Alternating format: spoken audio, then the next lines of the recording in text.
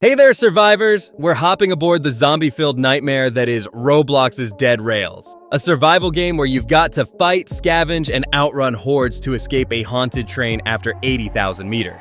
Whether you're taking down zombified passengers or sprinting to the safe zone, picking the right class can turn you into a legend of the rails. In this video, we're ranking all 17 classes in Dead Rails from D tier to SS tier, diving into their abilities, strengths, and how they hold up in solo or group play. From the beastly werewolf to the explosive egg slinger, we've got everything you need to survive this wild ride. So grab your revolver, smash that like and subscribe to join the fight, and let's jump into this Dead Rails class tier list. Let's start with the basics of how classes work in Dead Rails. Classes are your lifeline in this game, giving you unique starting items and passive bonuses to help you deal with the chaos, whether that's mowing down zombies, grabbing loot, or keeping your team alive. You begin as the default None class with just a shovel, but you can buy new classes at the tailor shop using bonds, the game's currency. Each class brings its own vibe, from solo beasts like Vampire to team players like Conductor. We've ranked them based on how useful they are overall, how versatile they can be, and how well they perform in solo or group runs, plus their ability to get you through the train's dangers and hit that 80,000 meter escape goal.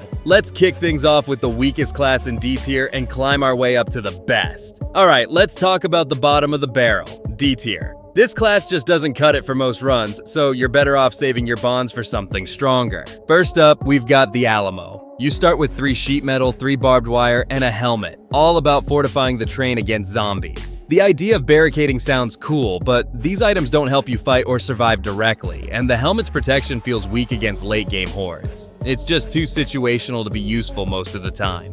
Why D tier? Lacks the combat power needed to survive. Playstyle fit. Defensive players who want to barricade in group play. Tip: use your sheet metal to block sunlight for vampire teammates, but re-roll for something stronger. Now we're at C tier. Classes that have their moments but usually fall short. They might work in specific situations, but you'll probably want to upgrade soon. Let's start with Doctor. You get 2 bandages and a med kit, plus the ability to revive teammates without a bandage. Reviving sounds awesome, but the animation leaves you wide open to zombie attacks, and if you're playing solo, this class is useless since you can't revive yourself. It also doesn't bring any combat perks to the table. Why C tier? Too situational and vulnerable during revives. Playstyle fit. Support players in big groups who focus on healing. Tip: team up with a tanky class like Ironclad to stay safe while you revive.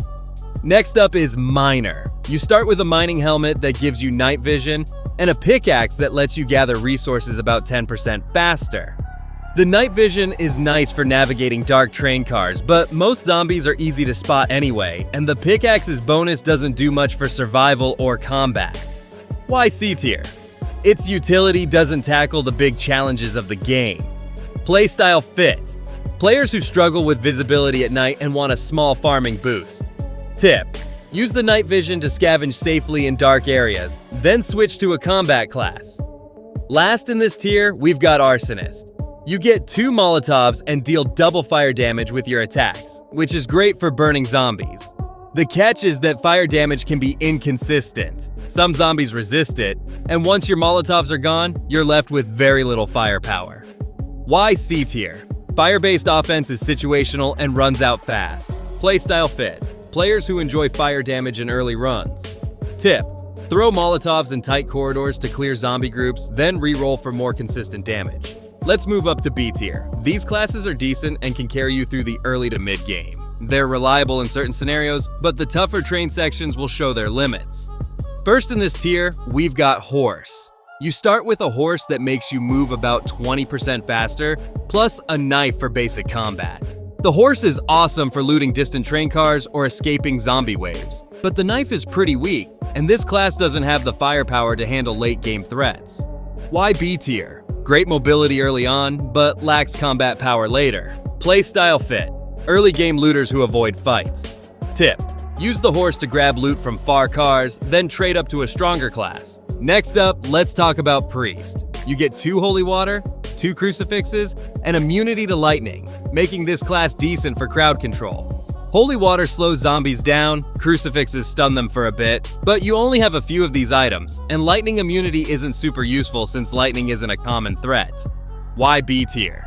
Decent crowd control, but limited by item scarcity. Playstyle fit. Group players who want to control zombie waves. Tip: use holy water to slow zombies in tight spots, giving your team time to regroup. Wrapping up B tier, we've got Musician. This class boosts your team's reload and movement speed by about 10% when you're nearby, which makes it a solid support pick. The downside is that it offers nothing in solo play, and without combat perks, you'll rely on your teammates for damage. Why B tier? Good for teams, useless solo, playstyle fit, support players in coordinated groups. Tip: stay close to your team to boost their reload speed during zombie waves. Now we're getting into A tier. These classes are strong and can carry you through the late game with their mix of combat, utility, and survivability. They're great picks for most players facing tougher challenges. Let's kick things off with Necromancer. You can summon a zombie minion to fight for you with a 30-second cooldown, and you start with a dark staff that deals 15% bonus damage to zombies. The minion distracts zombies, giving you room to loot or fight, but it's pretty fragile and dies fast against big hordes. Why A tier? Strong summon and damage, but the minion's fragility holds it back. Playstyle fit. Tactical players who like a pet to distract enemies. Tip: let your minion pull aggro while you loot, then use your staff to finish off zombies. Next in line is High Roller. You earn 1.5 times more from selling items and start with 50 bonds, making this class amazing for farming bonds to buy better gear. It works well in both solo and group play for building up resources, but it doesn't have any combat perks to help you survive fights. Why A tier? Economic advantage is huge, but no combat utility. Playstyle fit.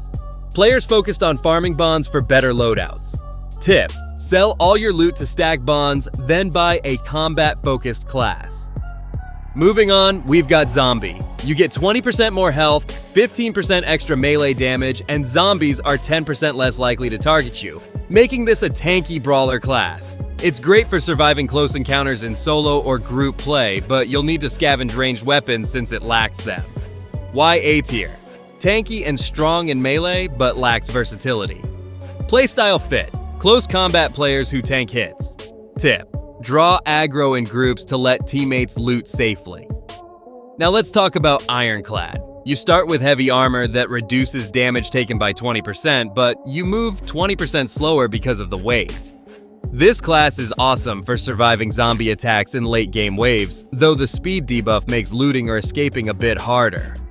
Why A tier? Durable, but the speed penalty is a drawback. Playstyle fit. Tanks who protect their team. Tip: use Ironclad to draw aggro, letting faster teammates loot or escape. Last in A tier, we've got Cowboy.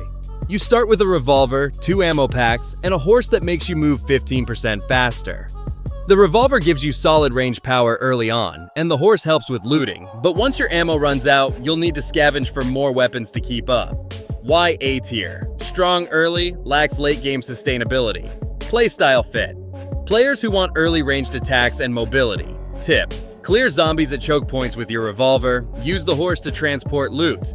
We're at S tier now. These classes are the best of the best, offering incredible power and versatility to dominate almost any run.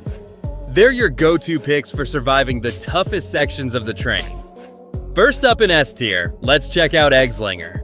You start with 3 explosive eggs that act like mini grenades, plus a slingshot that deals 20% bonus damage. The eggs give you awesome AoE crowd control, and the slingshot keeps you dealing reliable range damage, making this class a beast in both solo and group play. Why S tier? AoE and ranged damage dominate zombie hordes. Playstyle fit. Players who control the battlefield with explosions. Tip: use eggs to clear swarms in tight cars, finish stragglers with the slingshot. Next up, we've got Survivalist. You deal 30% extra damage when your health is below half, and you start with a survival knife and a med kit for sustain. This class rewards risky play with high damage, making it a strong choice for skilled players in solo or group runs. Why S tier? High risk, high reward damage output. Playstyle fit. Skilled players who thrive at low HP. Tip: keep your HP low for max damage, but use the medkit to avoid dying. Now let's talk about Conductor. You give nearby allies 10% damage resistance and start with a baton that deals 15% bonus melee damage. This class is team-oriented, but still holds its own in solo runs. thanks to its solid combat ability and support perks. Why S tier? Team buffs and melee power make it versatile. Playstyle fit, group leaders who keep everyone alive. Tip, stay near your team to boost their survivability in late waves. Last in S tier, we've got Packmaster. You get a wolf companion that deals 10% of your damage and respawns every 20 seconds, plus 20% more stamina for longer sprints. The wolf helps in combat, and the extra stamina makes looting easier, making this class great for solo and group play. Why S tier? Companion and stamina boost offer great versatility. Playstyle fit, players who want a pet and extra mobility. Tip, use the wolf to distract zombies while you loot or escape. We've reached SS tier. These classes are in a league of their own, with unmatched power and survivability to dominate every run. They're the ones you want if you're aiming to escape the train like a pro. Let's start with Werewolf in SS tier. At night, your speed, damage, and health double, making you an absolute beast, but during the day, your stats drop by 10%. You'll shred through zombies with ease at night, and even in daylight, you're stronger than most classes out there. Why SS tier? Nighttime dominance makes it a meta pick. Playstyle fit, aggressive players who dominate at night. Tip, time your runs for night cycles to maximize your power. Finally, we've got Vampire. You move 20% faster, have 20% more health, and get 10% lifesteal on attacks, but you take 5 HP per second in sunlight, which you can counter with snake oil. The lifesteal and speed make this the ultimate solo class, letting you sustain through any fight. Why SS tier? Unmatched solo survivability and speed. Playstyle fit, solo players who want to outlast everything. Tip, use snake oil to negate sunlight damage, focus on night looting. Solo players, Vampire and Werewolf in SS tier for survivability and power. Group players, Conductor and Packmaster in S tier for team buffs and support. Aggressive players, Eggslinger and Survivalist in S tier for high damage output. Beginners, Cowboy in A tier for early ranged attacks and mobility. That's it for our Dead Rails class tier list. Your guide to escaping the zombie train is complete. Which class are you rocking? Are you a werewolf tearing through the night or a vampire outlasting the hordes? Drop your thoughts in the comments. I'd love to hear your survival stories. If this tier list helped you survive, give us a like, hit that subscribe button, and ring the bell to join the squad for more Dead Rails guides. Check out our other Dead Rails content to max out your runs, and until next time, keep fighting those zombies. I'll catch you on the rails.